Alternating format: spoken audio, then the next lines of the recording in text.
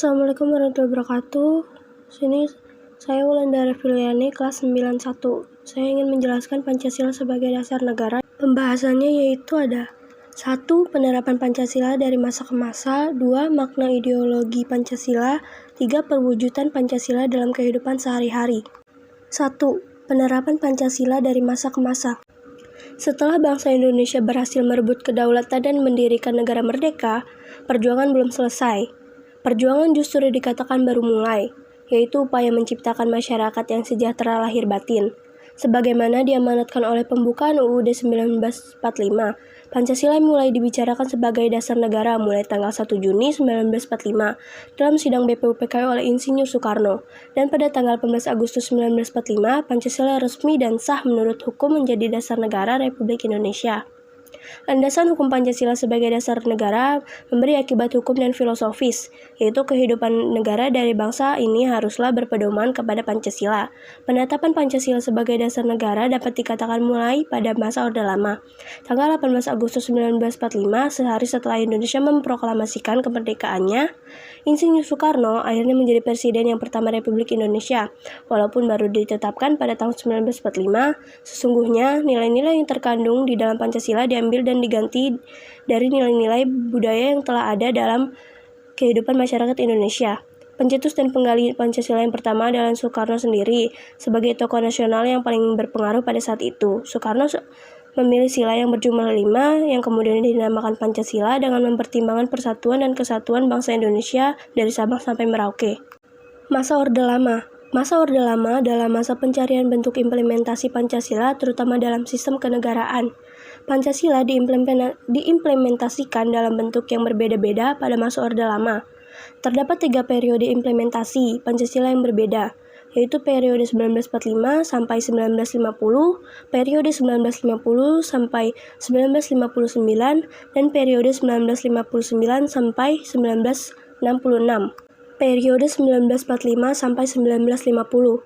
Pada periode 1945 sampai 1950, implementasi Pancasila bukan saja menjadi masalah, tetapi lebih dari itu, ada upaya-upaya untuk mengganti Pancasila sebagai dasar negara dengan paham komunis oleh PKI melalui pemberontakan di Madiun tahun 1948 dan oleh DI atau TII yang akan mendirikan negara dengan dasar Islam. Kesimpulannya, walaupun konstitusi yang digunakan adalah Pancasila UUD 1945 yang presidensial, namun dalam praktik kenegaraan sistem presidensial tak dapat diwujudkan. Periode 1950 sampai 1959. Pada periode 1950 sampai 1959, walaupun dasar negara tetap Pancasila, akan tetapi rumusan sila keempat bukan berjiwakan musyawarah mufakat, melainkan suara terbanyak atau voting. Pada periode ini, persatuan dan kesatuan mendapat tantangan yang berat dengan munculnya pemberontakan RMS, PRRI, dan Permesta yang ingin melepaskan diri dari NKRI. Dalam bidang politik, demokrasi berjalan lebih baik dengan terlaksananya pemilu 1955 yang dianggap paling demokratis. Periode 1959 sampai 1966. Pada periode 1950 sampai 1966 dikenal sebagai periode demokrasi terpimpin. Demokrasi bukan berada pada kekuasaan rakyat, sehingga yang memimpin adalah nilai-nilai Pancasila, tetapi berada pada kekuasaan pribadi Presiden Soekarno. Terjadilah berbagai penyimpangan penafsiran terhadap Pancasila dalam konstitusi. Akibatnya, Soekarno menjadi otoriter, diangkat menjadi presiden seumur hidup, politik konfrontasi, menggabungkan nasionalis, agama, dan komunis yang ternyata tidak cocok bagi NKRI. Masa Orde Baru. Orde Baru ingin melaksanakan Pancasila dan UUD 1945 secara murni dan konsekuen sebagai kritik terhadap Orde Lama yang telah menyimpang dari Pancasila. Situasi internasional kala itu masih diliputi konflik perang dingin. Situasi politik dan keamanan dalam negeri kacau dan ekonomi hampir bangkrut. Indonesia dihadapkan pada pilihan yang sulit. Memberikan sandang dan pangan kepada rakyat atau mengedepankan kepentingan strategi dan politik di arena internasional seperti yang dilakukan oleh Soekarno. Masa Orde Reformasi. Seperti juga Orde Baru yang muncul dari koreksi Orde Lama, kini Orde Reformasi, jika boleh dikatakan demikian, merupakan orde yang berupaya mengoreksi penyelewengan yang dilakukan oleh Orde Baru. Hak-hak rakyat mulai dikembangkan dalam tataran elit maupun dalam tataran rakyat bawah. Rakyat bebas untuk berserikat dan berkumpul dengan mendirikan partai politik, LSM, dan lain-lain. Penegak hukum sudah mulai lebih baik daripada masa Orde Baru. Namun, sangat disayangkan para elit politik yang mengendalikan pemerintahan dan kebijakan kurang konsisten dan dalam penegak hukum. 2. Makna ideologi Pancasila. Secara etimologi, ideologi terdiri atas dua kata yaitu idea dan logos bahasa Yunani. Idea berarti pikiran dan logos berarti ilmu. Ideologi berarti suatu gagasan yang berdasarkan ide tertentu. Apabila ada suatu gagasan yang menjadi pedoman bagi suatu tindakan tertentu, hal itu disebut ideologi. Pengertian ideologi. Ideologi berarti sebuah gagasan yang menyeluruh mengenai segala sesuatu. Dalam arti ini, ideologi sama artinya dengan pandangan hidup Weltanschauung. Dengan pandangan hidup, suatu bangsa akan memiliki pedoman untuk memecahkan masalah politik, ekonomi, sosial budaya, dan hankam yang timbul dalam masyarakat. Ideologi bukanlah sekedar pengetahuan yang teoritis, tetapi menjadi sesuatu yang dihayati dan tekad untuk mewujudkannya. Semakin mendalam kesadaran ideologi seseorang, berarti semakin tinggi pula keterikatan untuk melaksanakannya. Unsur-unsur ideologi. Menurut Kunto Wibosono, ada 3 unsur esensial yang termuat dalam ideologi sebagai berikut. A. Keyakinan, B. Mitos, dan C. Loyalitas. Fungsi ideologi, yaitu A. Memberi pengetahuan yang merupakan landasan untuk memahami dunia dan kejadian-kejadian alam sekitarnya. B. Sebagai tinjauan untuk menentukan arah dan tujuan yang benar dalam kehidupan manusia. C. Sebagai norma-norma yang menjadi pedoman bagi seseorang untuk bertindak. D. Sebagai bekal bagi seseorang untuk menemukan jati dirinya. E. Sebagai kekuatan yang mampu mendorong seseorang untuk mencapai tujuan yang diharapkan. Dan F. Pendidikan bagi seseorang atau masyarakat untuk menghayati dan mempolakan tingkah lakunya sesuai dengan norma yang terkandung di dalamnya. Arti penting ideologi Pancasila yaitu A. Negara mampu membangkitkan kesadaran akan kemerdekaan, memberikan orientasi mengenai dunia beserta isinya, serta memberikan motivasi perjuangan untuk mencapai apa yang dicita-citakan. B. Dengan ideologi nasionalnya, suatu bangsa dan negara dapat berdiri kukuh dan tidak mudah terombang-ambing oleh pengaruh ideologi lain serta dalam menghadapi persoalan-persoalan yang ada. C. Ideologi memberikan arah dan tujuan yang jelas menuju kehidupan yang dicita-citakan. D. Ideologi dapat mempersatukan orang dari berbagai pandangan hidup, bahkan dari berbagai ideologi. E.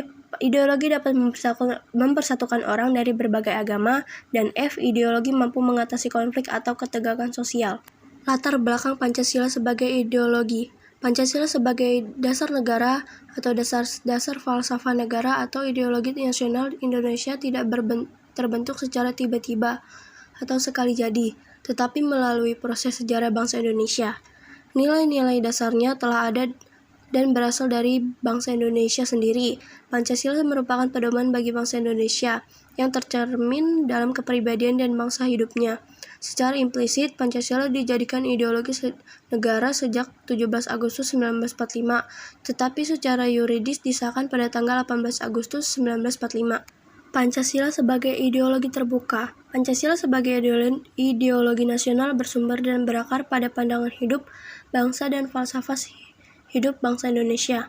Oleh karena itu, ideologi tersebut dapat berkembang sesuai dengan perkembangan masyarakat dan kecerdasan kehidupan bangsa. Ideologi terbuka merupakan suatu sistem pemikiran terbuka yang dapat berinteraksi dengan perkembangan zaman dan adanya dinamika secara internal.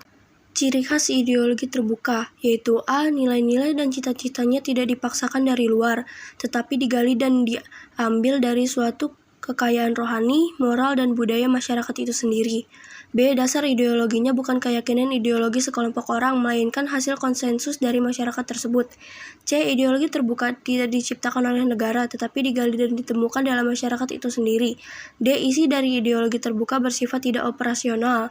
E. Ideologi terbuka tidak bersifat kaku atau penutup, tetapi bersifat reformasi dan dinamis.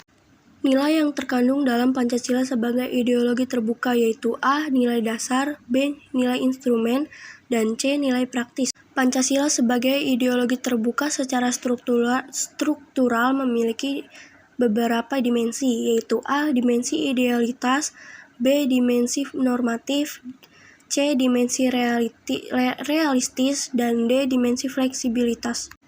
Batasan-batasan keterbukaan ideologi Pancasila yaitu A. Stabilitas nasional yang dinamis, yaitu kondisi dinamis dari seluruh aspek kehidupan yang memungkinkan terpeliharanya kemampuan negara dalam menjalankan pemerintahan.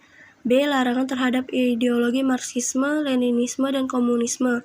C. Mencegah berkembangnya paham liberal. D. Larangan terhadap pandangan ekstrem yang menggelisahkan kehidupan masyarakat. Dan E. Penciptaan norma yang baru harus melalui konsensus. Maksudnya, penciptaan norma didasarkan pada kesepakatan kata atau permufakatan bersama yang dicapai melalui kebulatan suara. 3. Perwujudan Pancasila dalam kehidupan sehari-hari. Perwujudan Pancasila di berbagai bidang di kehidupan sehari-hari. 1. Perwujudan Pancasila dalam bidang politik dan hukum. 2. Perwujudan Pancasila dalam bidang ekonomi. 3. Perwujudan Pancasila dalam bidang sosial budaya. Dan 4. Perwujudan Pancasila dalam bidang pertahanan dan keamanan. Cukup sekian dan terima kasih. Wassalamualaikum warahmatullahi wabarakatuh.